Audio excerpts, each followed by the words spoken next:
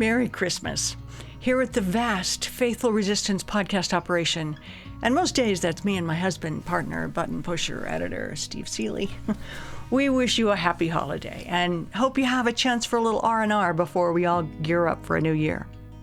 If you've had time to watch much news lately, there have been moments that have been even more disheartening than usual, like the president's unbelievable comments after the murder of Rob and Michelle Reiner, and his address to the nation where he yelled for 18 minutes about how great things are. Right. We need some positivity, so today we are replaying one of our favorite conversations with Jefferson Unitarian Church Senior Minister Reverend Wendy Williams. It speaks to the heart of Unitarian Universalism and faithful resistance, putting love at the center. Hello, Reverend Wendy, and welcome back. To our viewers and our listeners, Reverend Wendy's been preaching about our monthly theme of love at the center at Jefferson Unitarian Church. And, I wanted to talk about it a little bit more. It's selfish, I know, but then again, I don't think I'm the only person suffering from some occasional despair these days. So I see you affirming that. Do you suffer from this similar despair? I don't know that I fully feel despair, but I was just speaking with a colleague who works for the association, and they were just in a conversation where they were hosting colleagues, and the comment was, literally everyone is exhausted. So it's just wearing, it's taxing, we're ministers because we want to be of assistance, and all of our people are like, what do we do? What do we do? What do we do? And this is that season of crushing news daily. Yeah. I have many friends and acquaintances who say, I've just stopped watching the news. I just can't bear watching the news. I can't listen to his voice, all of that. And as a former reporter, I cannot imagine personally not keeping up with what's going on. I'm curious what your appetite and intake of news is. I think there have been a few things that have been helpful for me. I mean, one is, of course, there's a gravitational pull towards knowing what's going on. But as I said last Sunday, I also know that there's a way in which I am knowing what's going on through one lens.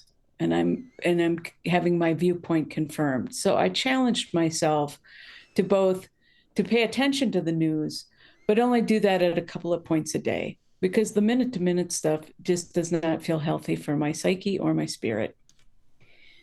And then I try really to get my news from a few different sources, not always the same ones.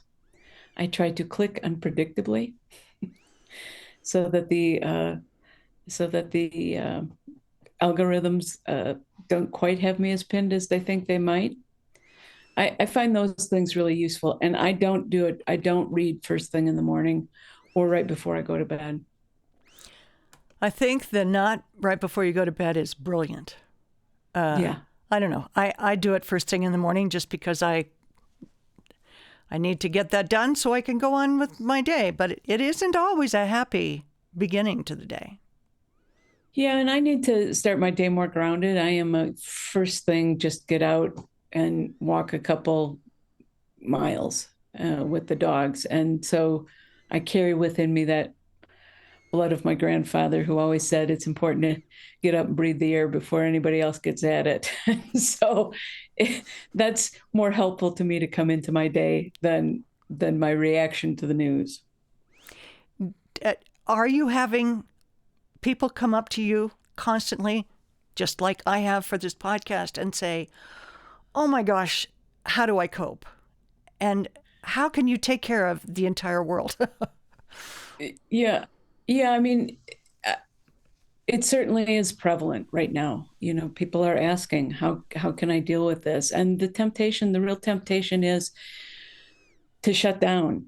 And the other temptation, I think, is to pay attention and be so angry or so moved.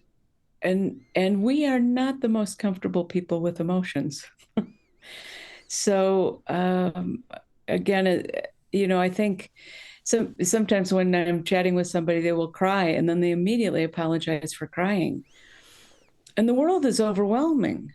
So there's no apology needed. And if you are, my gosh, how many circumstances can we name? But if you have somebody in your family whose healthcare hangs in the balance, if you're somebody who has a federal worker, if you're somebody who has somebody who's been relying on foreign aid, if you're somebody whose people are being chased by ICE, my goodness, there are tears to be had.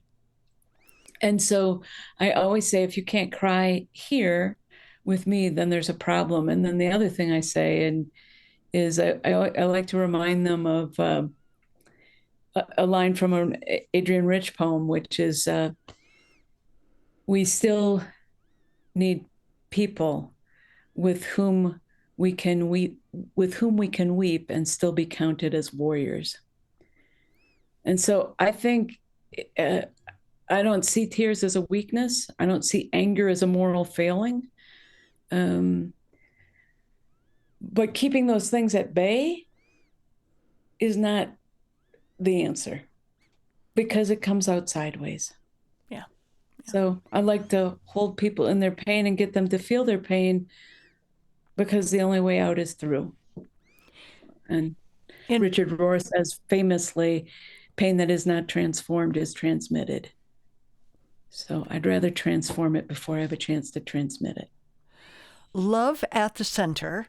It has a particular meaning to Unitarian Universalists. It's now at the center of the principles that we believe in. And in this most recent sermon, you talked about how that means centering around something larger.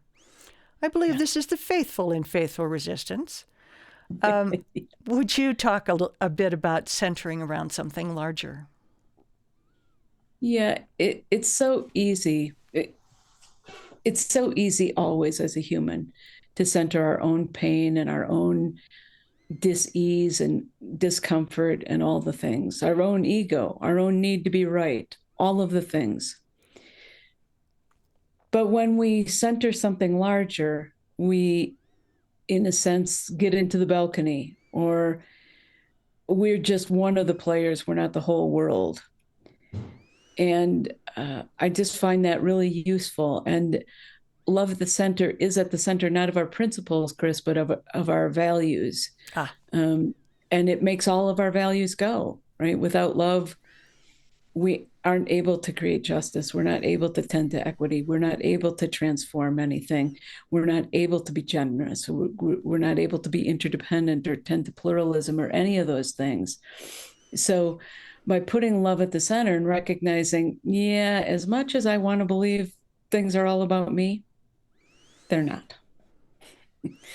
So as I said, I think a week ago, therapists always tell us that we can want to be right or we can want to be in a relationship. And that in and of itself is center something larger right now than just your own need or your own desire to be right or what have you. So interestingly, in a meeting of leaders recently, that was my check-in question for them, was can you name a time in which you centered something larger? And what was that like? And every single person had an answer, had a story, whether it was family or work or a neighbor, a group that they had joined. And the feeling was that it brought out a better part of their nature. Well, I was going to ask you what your larger is, but it can be all sorts of things, just not only us. Yeah, that's right. That's right. I mean, a story I told the other day was, I've shared with the congregation that my brother had written me off for a time, and it was very painful. And it was very painful for our parents. And, I think understandably, our siblings are our longest relationships. And understandably, it was really troublesome to our parents. And I couldn't really do anything about that. But all I could do was kind of keep my own side of the fence clean. And and try and stay in relationship with him, try and keep the door open. And so as our parents started to decline, um, I I knew that even though it was during the pandemic, I knew I needed to drive to see them and to be with them and to see if I could, um, well, honestly, right the ship a little at that point. And I called him and said, I am not asking you to do anything. I'm not asking you uh, for anything, but they are our parents, and I want you to know I'm going back. I would want to know if you were going back.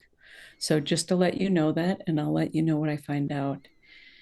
And I was centering our parents. I was centering um, being adult children of failing parents.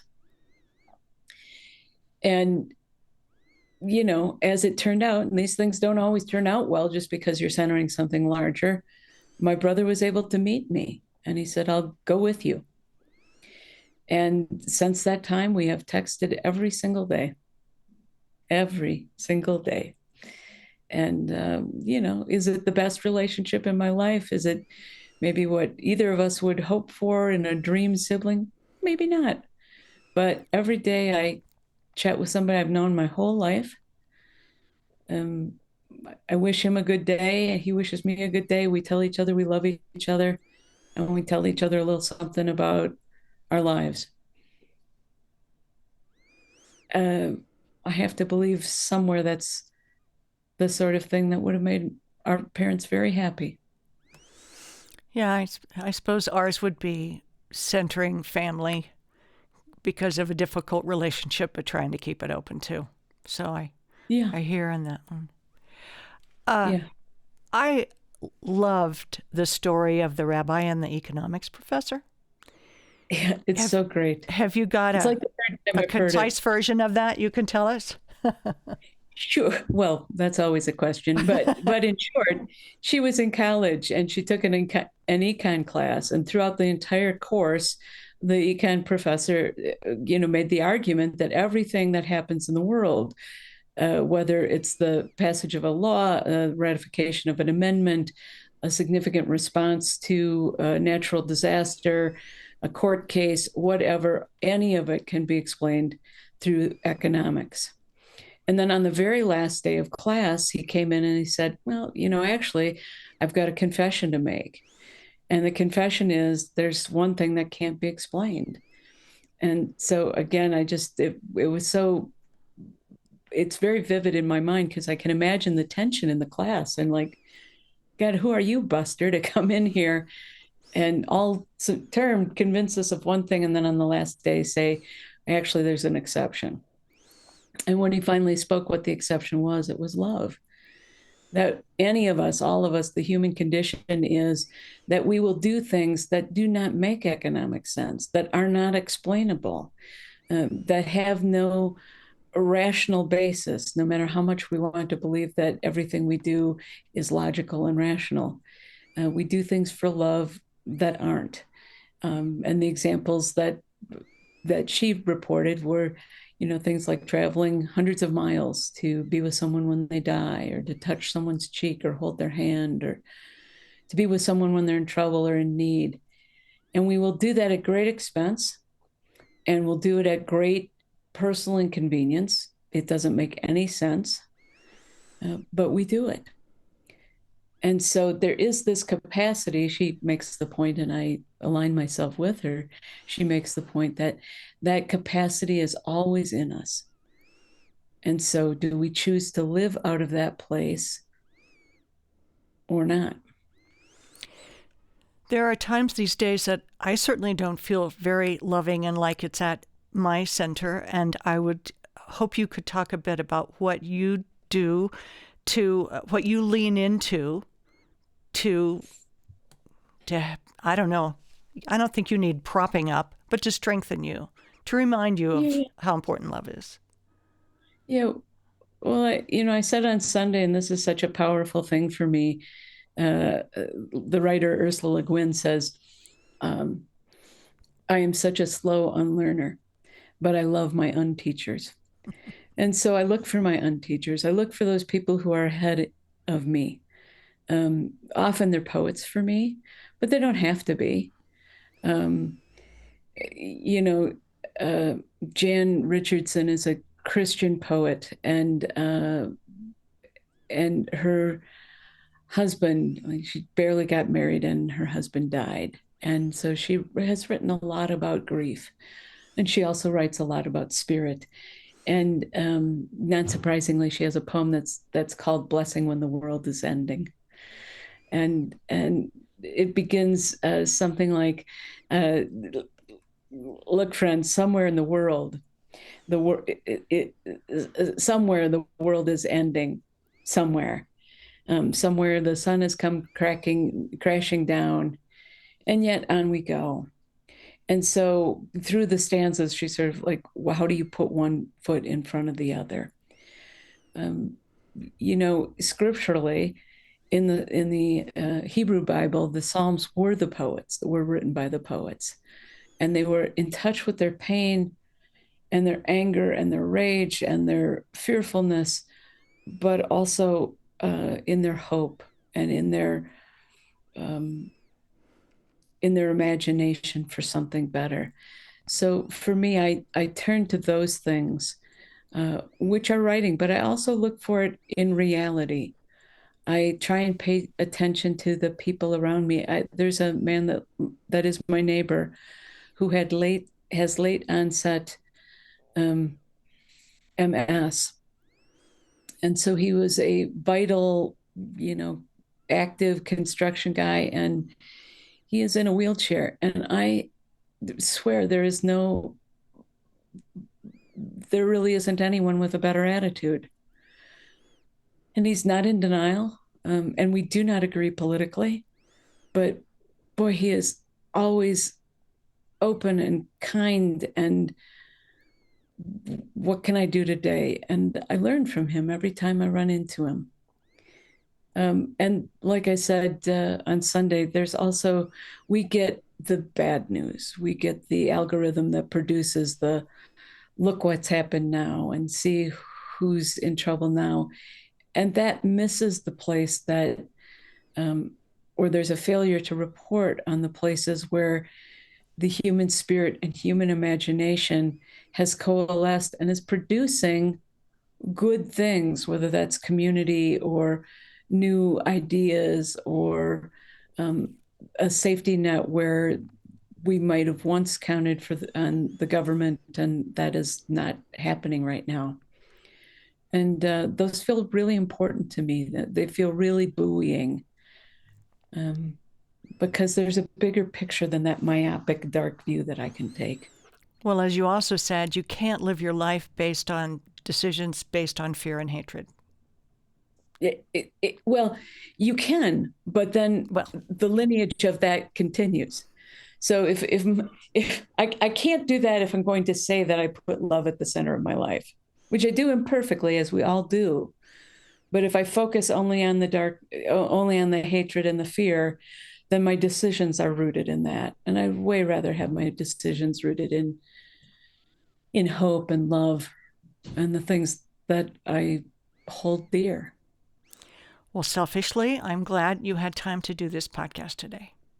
And thank you. Hear these kinds of things. I'm sure we'll talk again.